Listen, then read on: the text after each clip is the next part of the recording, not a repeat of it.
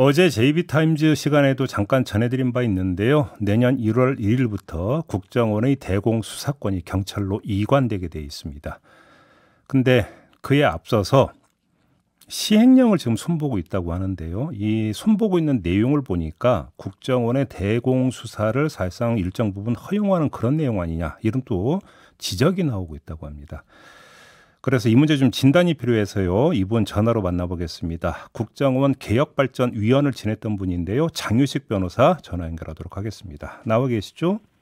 네, 안녕하세요. 예. 일단 지금 3년간 유예 기간이 이제 올해 말로 끝나는 거죠, 이게? 예, 그렇습니다. 사실 3년 유예 기간을 둔 것도 상당히 오랜 기간이었는데, 예. 그 기간 동안에 저희가 볼 때는 좀 준비가 충실하지 못했는데, 네. 올해 들어서 서둘러서 내년 이관을 준비하고 있는 것 같습니다. 네. 그러면 지금 제가 이제 조목조목 질문을 드려야 되는데, 그 전에 네네. 먼저 밑그림을 그려야 되는데, 국정원의 대공수사권이 경찰로 넘어가면 네. 국정원은 어떤 것만 할 수가 있게 되는 겁니까? 그걸 좀 잠깐 설명 좀 부탁드릴게요. 국정원은 우리나라 최고의 비밀 정보기관이죠. 그렇죠. 정보기관이죠.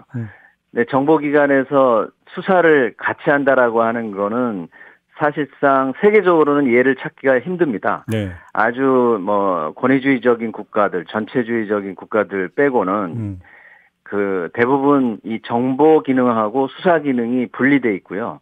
이게 완전히 일체화되어 있는 경우는 그렇게 쉽게 찾아보기 어려운데, 우리나라의 국정원이 이거를 60년 동안 계속 행사를 해왔고. 변호사님 잠깐만요. 그러니까 그럼 네네. 수사라고 하는 것은 용의자를 네네. 잡아가지고 신문하고 이러는 과정이고, 정보는 말 그대로 그 관련 정보만 그러니까 수집하는 기능, 이렇게 이해를 하면 되는 겁니까? 지금 우리나라 국가 공권력 중에서 가장 강력한 게 수사라고 할 수 있죠. 예. 최근에 몇 년 동안 계속 검수완박이니 이런 여러 가지 얘기가 나오는 것도 결국 검찰이 수사권을 놓지 않기 위해서 하는 것이고요. 네. 지금 국정원 같은 경우도 권력의 원천이 수사로부터 나온다, 이렇게 생각을 하고 있습니다. 이 국정원 사람들이.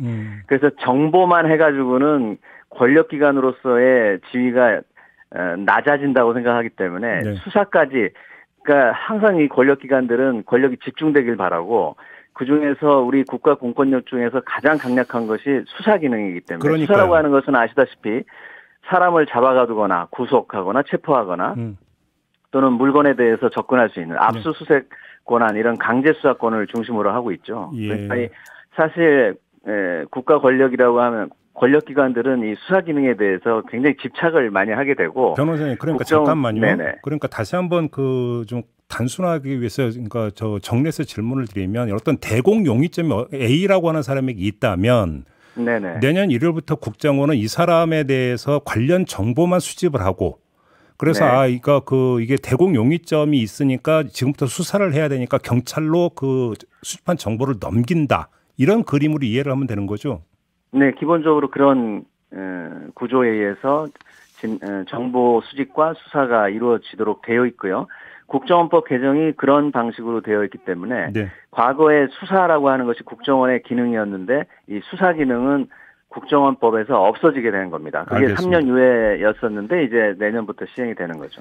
근데 지금 안보 범죄 등 대응 업무 규정, 대통령령이라고 하는데요. 이 제정안을 마련했는데, 이걸 보면 네. 국정원이 업무에 필요하다고 판단하는 수사 기록과 재판 기록에 접근할 수 있게 한다, 이런 규정이 있다는데, 그럼 이건 어떻게 평가를 해야 되는 겁니까?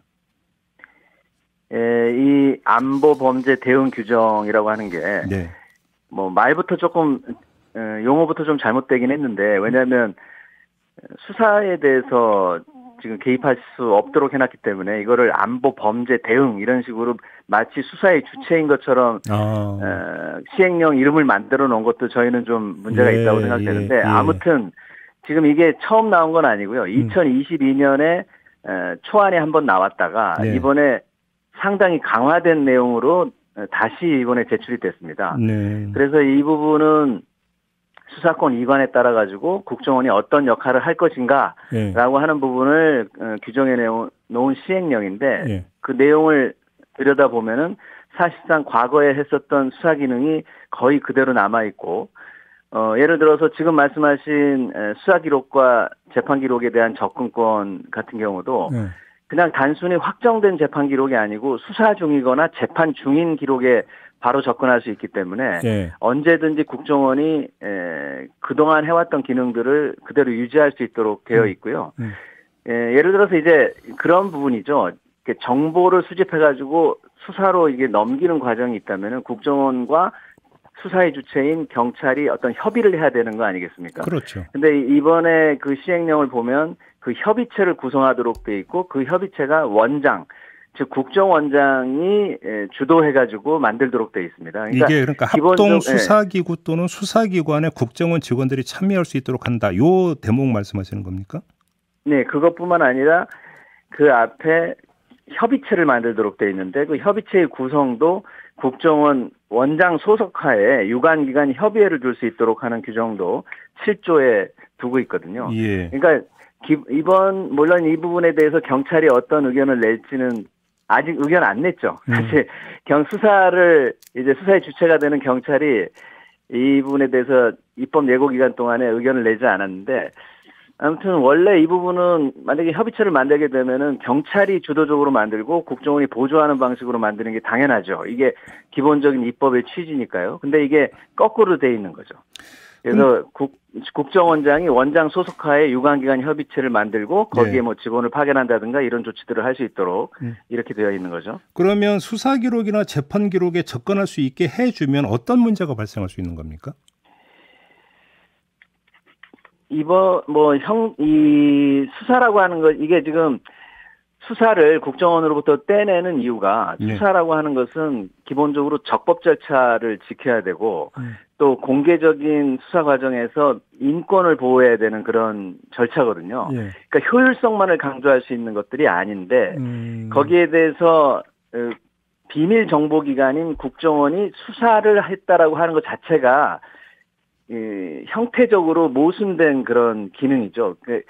비밀기관이 이런 적법 절차를 지켜야 되는 수사를 하는 것 자체가 문제가 되어 왔었고, 그것 때문에 여러 가지 인권 침해나 무슨 조작 사건이 이뤄졌었고. 변호사님, 제가 한번 가정에서 한번 그럼 질문을 드려볼게요. 이제 국정원이 A라는 사람의 대공 용의점을 잡아서 정보를 취합한 다음에 경찰에 넘겼고 경찰이 그걸 수사를 했어요. 그럼 수사 기록이 나오지 않겠습니까?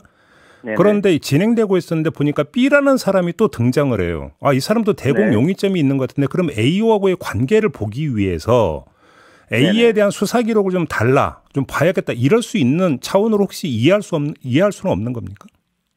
지금 국정원이 내세우고 있는 논리는 그런 것이죠.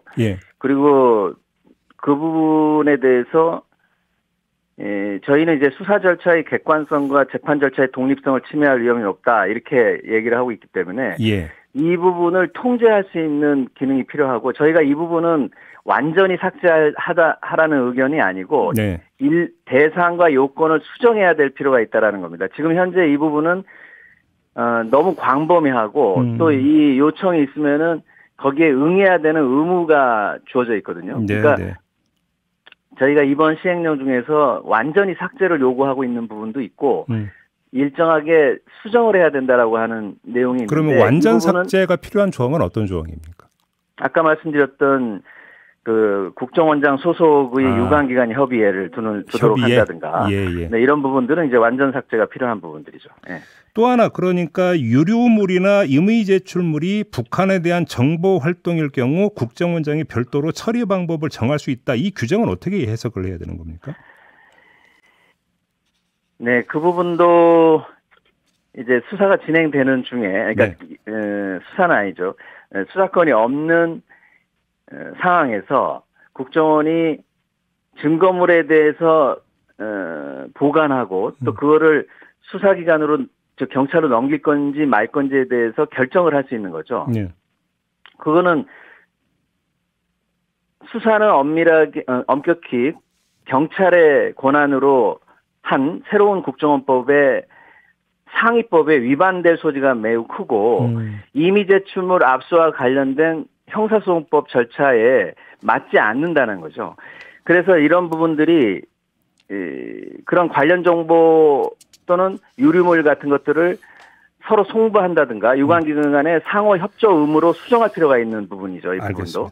알겠습니다. 알겠습니다. 지금 이런 논리가 있는 것 같아요. 최근에 흉악 범죄가 잇따르면서 이 경찰은 네네. 치안에 집중해야 되는 거 아니냐. 그러니까 대공수사는 풍부한 노하우를 갖고 있는 선수들, 그러니까 국정원이 맡는 게 낫다. 이런 주장이 좀 조금씩 나온다는데 이건 어떻게 평하십니까? 60년 동안 해왔던 논리죠. 그래요? 그리고 이제 경찰의 기능이 치안에만 있다라고 하는 거는 너무나 지나치게 협소한 논리고요. 네. 사실 따지고 보면은 경찰이 수사를 그동안 해왔고, 네. 실제로 국가보안법 사건의 90% 이상, 네. 그리고 처리 건수로 보면은 98% 이상을 그동안도 경찰이 해왔습니다. 그러니까, 국정원이 해왔던 수사는 일부 뭐 간첩단 사건이라든가 이런 중요 수사에 대해서 국정원이 해왔던 거고, 네. 수사의 일반적인 노하우는 경찰이 그동안도 가지고 있었고 이거를 본격적으로 수사와 정보를 분리해서 적법 절차도 지키면서 효율적인 정보 수집과 그러니까 국정원 입장에서는 오해를 받을 필요가 없는 거잖아요. 자기 수사에 개입해가지고 네네. 이 수집하는 정보의 순결성 같은 거를 훼손할 필요가 없기 때문에 예. 국정원 입장에서도 수사에 개입하지 않고 단순히 수사를 보조하는 입장으로 정보 수집을 한다면 비밀 정보기관으로서의 기능을 훨씬 더 잘 수행할 수 있다라고 하는 그런 합의하에 만들어진 것이 국정원법이고요.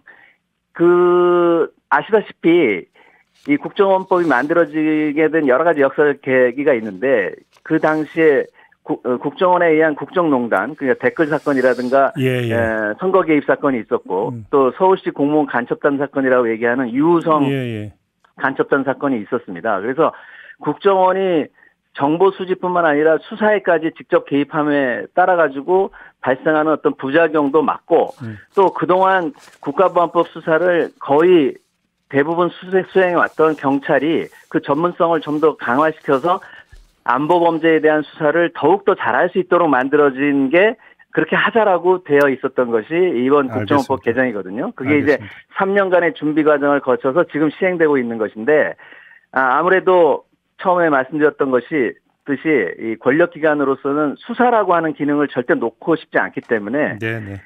특히 이제 최근 윤석열 정부에서 그런 부분의 국정원의 원래의 바람을 좀 뒷받침하는 듯한 국정 기조 하에서 이 사실상 시행령을 통해 가지고 국정원법의 입법 취지를 좀 왜곡시키는 그런 시도들이 계속되고 있어서 저희는 그 부분을 예의주시하고 있습니다. 알겠습니다. 자, 말씀 여기까지 드릴게요. 고맙습니다. 네, 고맙습니다. 네, 장유식 변호사와 함께했습니다.